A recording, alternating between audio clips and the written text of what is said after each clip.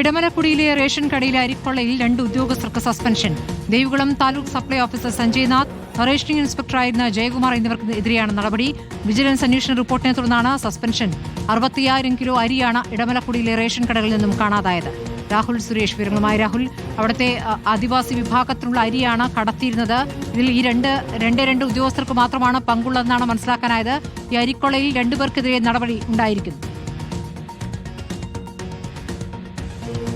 സ്മൃതി, നടപടി ഈ കാര്യത്തിൽ ഒതുങ്ങില്ല എന്നതാണ് ഉദ്യോഗസ്ഥർ വ്യക്തമാക്കുന്നത്. ഇടമലക്കുടിയിലെ പാവങ്ങളായ ആളുകളുടെ വയറ്റിത്തടിച്ചുള്ള ഈ അരിക്കൊള്ളയിൽ കൃത്യമായിട്ടുള്ള നടപടി ഉണ്ടാകുമെന്ന് നേരത്തെ തന്നെ അധികൃതർ വ്യക്തമാക്കുകയും ചെയ്തിരുന്നു. അതിന്റെ ആദ്യഘട്ട നടപടി എന്നോണമാണ് 2 പേരെ സസ്പെൻഡ് ചെയ്തിരിക്കുന്നത്. ദേവികുളം താലൂക്ക് സപ്ലൈ ഓഫീസറായ സഞ്ജയ് നാഥ്, റേഷനിംഗ് ഇൻസ്പെക്ടറായിരുന്ന ജയകുമാർ തുടങ്ങി 2 പേരെയാണ് ഇപ്പോൾ സസ്പെൻഡ് ചെയ്തിരിക്കുന്നത്.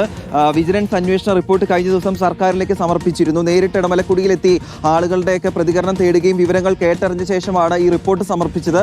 ആ റിപ്പോർട്ട് പരിശോധിച്ച ശേഷമുള്ള ആദ്യഘട്ട നടപടിയാണ് ഈ 2 പേരുടെ സസ്പെൻഷൻ.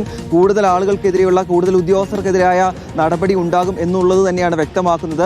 2024 ഏപ്രിൽ 1 മുതൽ 2026 മാർച്ച് 31 വരെയുള്ള സ്റ്റോക്കുകൾ പ്രകാരം 70 ടൺ അരിയാണ് ഈ ഇടമലക്കുടിയിലെ 2 റേഷൻ കടകളിൽ കാണേണ്ടത്. പക്ഷേ 5 ടൺ മാത്രമാണ് സ്റ്റോക്കിൽ കണ്ടെത്താൻ കഴിഞ്ഞിട്ടുള്ളൂ. 65,000 കിലോ അരി എവിടെ പോയി എന്നതിൽ യാതൊരു വ്യക്തതയും ഇല്ല. ഇവിടെ വിതരണം നടത്തിയിരുന്ന സംഘടന, ഇതിന്റെ ലൈസൻസി ഉൾപ്പെടെയുള്ള ആളുകൾക്ക് ഇതിൽ കൃത്യമായിട്ടുള്ള പങ്കുണ്ടെന്നും ഈ അന്വേഷണ റിപ്പോർട്ടിൽ കണ്ടെത്തുകയും ചെയ്തിട്ടുണ്ട്. അപ്പോൾ ആ ലൈസൻസിയുടെ ലൈസൻസ് ഇതിനോടകം തന്നെ റദ്ദാക്കുകയും ക്യാൻസൽ ചെയ്യുകയും ചെയ്തിരുന്നു. എന്തായാലും പാവങ്ങളുടെ വയറ്റിത്തടിച്ചുള്ള ഈ ക്രമക്കേടിൽ കൃത്യമായിട്ടുള്ള നടപടി വരും ദിവസങ്ങളിലും തുടരും എന്നുള്ളതാണ് വ്യക്തമാക്കുന്നത്.